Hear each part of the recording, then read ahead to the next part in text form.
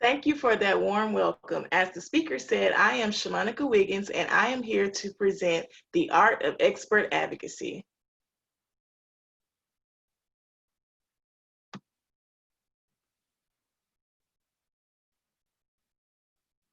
So as shared, I'm here to present the Art of Expert Advocacy, and I'm Shamonica Wiggins, a professional patient advocate, and currently I am the media marketing intern here at the Sickle Cell Community Consortium.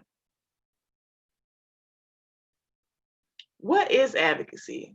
The Oxford Dictionary defines advocacy as the act or process of supporting a cause or proposal, the act or process of advocating. And more specifically, in what we do here in the sickle cell community is patient advocacy. And patient advocacy is defined as patient advocacy is an area of specialization in healthcare concerned with advocacy for patients, survivors, and caregivers. And more specifically for me, I'm also an actual patient, a patient living with sickle cell that advocate on behalf of other people living with sickle cell. What makes an advocate expert? So the main thing that an advocate needs if they want to go to the next level is passion. Passion is needed to be a next level advocate. Without it, you're sure to face burnout a lot sooner. Burnout is something that a lot of advocates can face or deal with because being an advocate is hard. Caring for people with an illness is hard. And if you're not passionate about bringing that change to the community, you can face that burnout a lot sooner. So you want to be passionate about advocacy. You also want to be knowledgeable about the cause you're fighting for. You need to always be looking for ways to educate yourself and learn new things, attend events where you can learn new things, continue to attend events such as this digital summit that we're having, and just build your knowledge. If you're not knowledgeable about what you're fighting for, you can't properly amplify the voice of the people. So knowledge is power, and you want to have knowledge. That knowledge will fuel the passion, but what's also needed to fuel your knowledge and passion is effort. Advocacy takes a lot of effort. It's not easy. Just because you want change, it does not mean it will magically appear. You have to roll up your sleeves and put in the hard work and be the feet on the ground in these grassroots movements in the sickle cell organization. It takes effort to get to the next level, to grow your advocacy career, to make meaningful connections. It does not just fall into your lap. So passion, knowledge, and effort. You need all of those to become a next level or an expert advocate. These are examples of well-known advocacy organizations. Of course, I have the Sickle Cell Community Consortium listed here, Black Lives Matter, NAACP, March of Dimes, and Dallas CASA. I'm not sure if CASA is a national organization, but I know it is a state organization here in Texas. But when I think of advocacy, these are some of the organizations I think of. They I think Black Lives Matter may be the newest of these listed here, or one of the newer ones, but these are well-established organizations whose sole purpose is to advocate and make change for the communities they serve. We, the Sickle Cell Community Consortium, obviously serve the sickle cell community, but you see March of Dimes, they are for prenatal and premature babies and mothers. CASA is for abused children. Black Lives Matter is for Black and marginalized communities, same with NAACP. So these are well-known advocacy organizations. And for me, when I decided to do advocacy full-time, I wanted whatever organization I was a part of to be a well-known advocacy organization. And if I wasn't a part of Sickle Cell Community Consortium and was building my own brand or my own organization, I would still strive for that goal and use these. You could always use these kind of organizations as a blueprint for your advocacy and how you want to grow your organization or your advocacy career. Steps to elevate your advocacy. You don't just become an expert advocate overnight. You don't just become a professional patient advocate overnight. There are steps that you must take. I will expand on these steps in further slides, but here are just the main steps I feel that people should take to elevate their advocacy. And that's find your calling, locate a supportive organization, volunteer, attend events and make your presence known, dress for success, view yourself and the work you do as a brand, and then promote yourself and carry yourself as a brand. Find your calling. In order to become a professional advocate, you must first find your calling. There are many areas of advocacy, even within our sickle cell community. I realized long before I called myself an advocate, that my calling was just being a voice for the community, sharing my story or sharing things that aren't right and sharing tips. I learned that I wanted to be a voice for the community and have our voice and our fights and struggle amplified. So I learned that my calling was being a voice for adults living with sickle cell. But your calling could be completely different from mine. It may be helping children with sickle cell, maybe research, maybe policy, whatever it is. Once you find the one thing in advocacy or the 2 or 3 things in advocacy that mean the most to you, or the areas that you see needs the most work, that's what you should focus on. Because once you identify your calling, it helps streamline your work. Otherwise, you can find yourself stretched really thin because you're trying to help everything and have your hand in every pot. And that just isn't, I mean, some people thrive doing that. And I tend to have my hands in a lot of pots, but if I know it's not my calling or my area of expertise, I oftentimes will tend to not do it or suggest someone else that I know who has that calling, because otherwise doing everything that is required to be an advocate can cause you to stretch yourself really thin. So find your calling, find what you're passionate about, and focus in and hone that. Locate a supportive organization. Got it. When I began my advocacy career with the birth of Boulders for sickle cell, we were fortunate enough to have the support of the Sickle Cell Community Consortium. We're actually fortunate enough that Dr. Bailey believed in us from the very beginning. And having the support of an established organization was a big help. There are so many amazing organizations that a new and up-and-coming advocate or organization could locate to help build your advocacy experience. I feel that when we decided to partner with the Sickle Cell Community Consortium, that was a big step needed to advance our advocacy and our organization's efforts.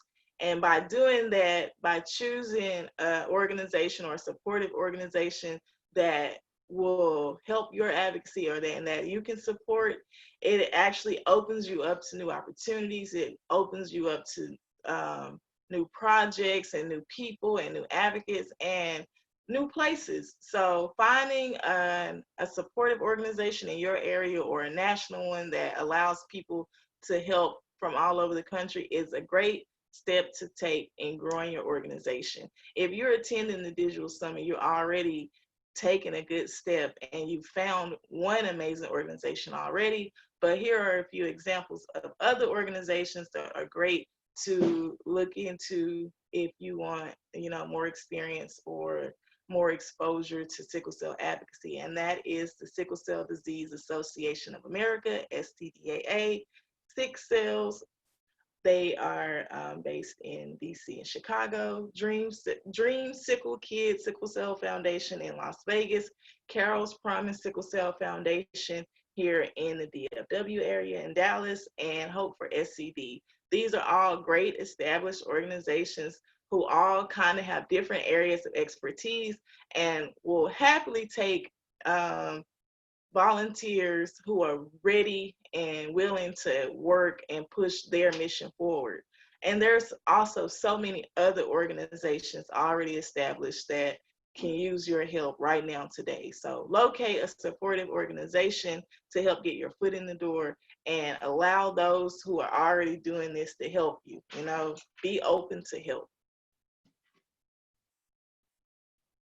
Volunteer. Once you find that supportive organization, volunteering should be the next step that you take. Volunteering not only helps the community, but it helps you as well. It allows you to serve the community and make new connections. Volunteering also adds experience. If you've ever volunteered for a consortium event such as our Warrior Convention or the summits in the past, you gain a lot of experience. You get an opportunity to do a lot of stuff that a person who wasn't putting themselves out there to volunteer or collaborate with these other organizations, they wouldn't have. So volunteering helps you serve the community, make new connections, and like I said, it adds to experience, and experience is what builds your resume. If you want to be an amazing advocate, an expert advocate, or a professional advocate, you want a nice resume. You want to look for opportunities to build your resume, and volunteering is a great way to do that. And the sickle cell community is always in need of volunteers. If you have a talent or a specific calling, I know there is some organization that can use it. If you're great with social media, there is an organization that can use it. If you're great with organizing events, there is an organization that can use it. If you are great with just being in the background, helping with paperwork and sorting things out, there is someone that can use that help. So volunteer. And also, volunteering can sometimes, in some occasions, lead to a bigger role or position with the organization that you are volunteering with. For myself, as an example, as I shared earlier, I started out as a partner here with the Sickle Cell Community Consortium when I was a part of Bold Lips for Sickle Cell, and I was always ready and willing to help with whatever I could help with. And now I'm on staff as the media marketing intern for the Sickle Cell Community Consortium. And I'm not the only advocate who can say that that has happened to them. So oftentimes, not every time, but oftentimes volunteering can lead you into securing a different role or a different position in the various organizations that you volunteer with. Attend events. These are different pictures from events that I have attended. Events are great for networking and learning new information to use in efforts for spreading awareness. Events are also a great place to meet new people who you could possibly advocate with. For me, a lot of events have led to multiple opportunities. Some events, I'm there for one reason, but have 2 or 3 other meetings scheduled because my networking has led to me to build connections and relationships with other organizations and pharmaceutical companies that lead to me not only going to attend this event, but then having consulting meetings or photo shoots or recording interviews. So attending events and networking and getting your foot and mingling and learning and meeting new people can also lead to new experiences and new opportunities that, again, can build your resume. And again, like I said, these are just pictures from past events right here. If you can see my mouse, this is from the ASH Collaborative in DC. This picture here is me and my family, my daughter, my boyfriend, and his niece at Carol's Promise, their annual Christmas event. They give out Christmas toys. I have been able to support it for the last 2 years. I think she's been doing it for 2 years. I love it. This right here, these lovely looking people, that's Blaze and that's Cassandra. This is at the SCDAA National Convention, the gala. That was an amazing time, an amazing night. So not only can events like lead to new opportunities or networking and stuff, they're also really fun, and you can meet other advocates and other sickle cell warriors or other people facing what you're facing and feel like you are with people that understand you for a change. So this was an amazing event and a great night at the SCDA National Convention. And this here is a big group of big, beautiful, smiling faces at Rare Disease Week this past February. These are advocates from all over the country there for Rare Disease Week, advocating on behalf of sickle cell, which is a rare illness. And so, yeah, you want to attend events. If it wasn't for COVID-19, I would still be traveling to these different events and building my resume and building experience. But that the COVID doesn't stop advocacy. And I'm so grateful that the consortium found a way for us to continue to deliver all of this information to everyone. So attend events. And remember, you are a brand. Even if you are not tied to an organization, like myself, Shamonica Wiggins is a brand. So when I go out to these events, I always carry myself as such. I always promote myself. I carry myself well. I always have my business cards. I'm always nice and approachable and presentable. So remember, even if you are not tied to an organization, you are a brand, and you should always remember to carry yourself that way. And while carrying yourself that way, you want to remember to always dress for success. Right now, I'm in a t-shirt, but it's an advocacy t-shirt, and I often wear t-shirts at events, but I will tend to pair them with a blazer, with nice slacks, or under a suit. It's always ways to dress up a t-shirt or to, look casual but presentable. You always want to look presentable. So dress for success. I say dress for the position you want. Just because everybody else might be in jeans and looking very comfortable, that don't mean you should look that way. And you can be in jeans and still look professional.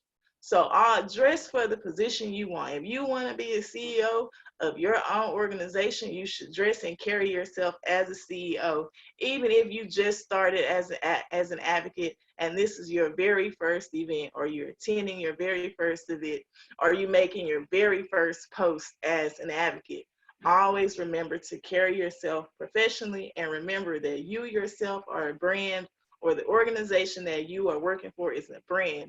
So always keep that in mind, and always represent yourself and your brand the best way possible. Doing that builds your reputation. Oftentimes I tell people you don't want to care about your reputation because that's based on what others think, but your reputation does have a lot to say about you. So if you're always mindful of that and always carrying yourself to a higher standard, your reputation becomes that higher standard. So that's another reason why I encourage people to always carry themselves as a brand and always dress for success, because when people think of you, they will think, oh yeah, I know that they're going to get it done right. Oh, I know they're going to represent us properly. Oh, I know that they'll get the job done. So always remember that. You are a brand.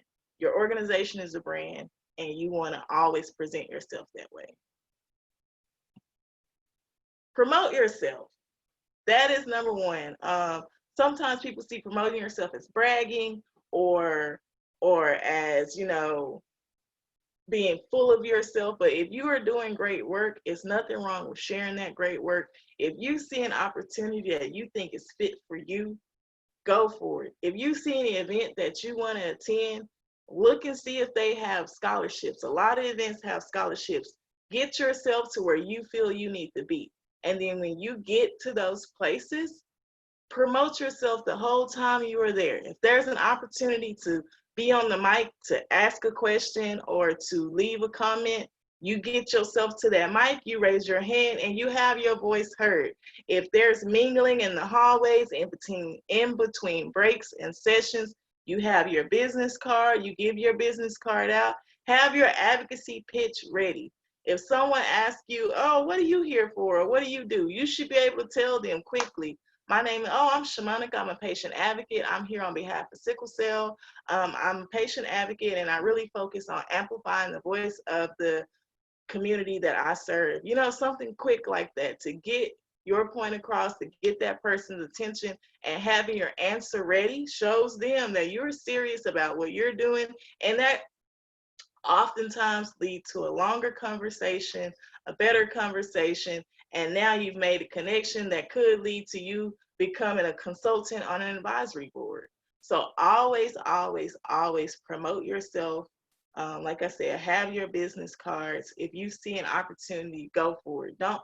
Sometimes we can be our own worst enemies. Don't hold yourself back. Don't think, oh, I can't do it. Because y'all, like I said, when I very first found the sickle cell community online, I did not see myself as an advocate. And that was going on maybe 6 years ago. I just saw myself as a person with sickle cell who wanted other people to know about sickle cell.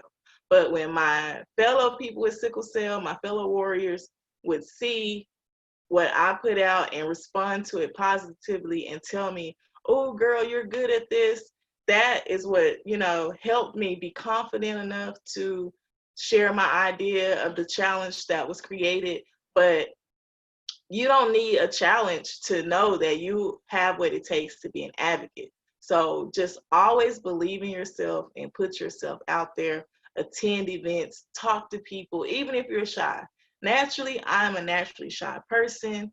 I struggled throughout high school with anxiety, social anxiety, and even early college. And I'm still shy. And I still, even when I'm in person and y'all see me and I'm being fun and bubbly on the inside, I'm like, hold it together. You almost done. My palms are typically sweaty, but I press all of that down and put my best foot forward so that I can always leave a lasting impression on people. You always want to leave a lasting impression on people, and you want that impression to be a good impression because you only get one chance to make a first impression. So why not let it be a good first impression? So always promote yourself and believe in yourself. And remember, this is your calling. You found a calling to become an advocate. And so if you're going to answer that call, promote that call. And that is my presentation. I thank you all for tuning in. Thank you to the Sickle Cell Community Consortium, partners, sponsors, Sickle Cell Warriors. Here's my contact information. And at this time, if there are any questions, I am now open for questions.